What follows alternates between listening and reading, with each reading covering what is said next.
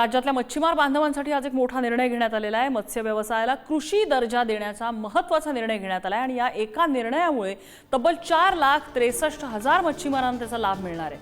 100% कृषी दर्जा दिला जाणारं महाराष्ट्र हे पहिलं राज्य आहे। त्यामुळे मच्छीमार बांधवांमध्ये सध्या उत्साह दिसून येतोय। 4,63,000 मच्छीमार मत्स्य व्यवसायिकांना खालील प्रमाणे लाभ मिळणार आहे। शेतकऱ्याप्रमाणे सौर ऊर्जेबाबतीचे सगळे लाभ मच्छीमारांना मिळणार आहेत। नवीन तंत्रज्ञानाच्या सहाय्याने मत्स्य शेती करण्यासाठी आर्थिक मदत मिळण्यासाठी आजपासून मच्छीमार पात्र होणार आहेत।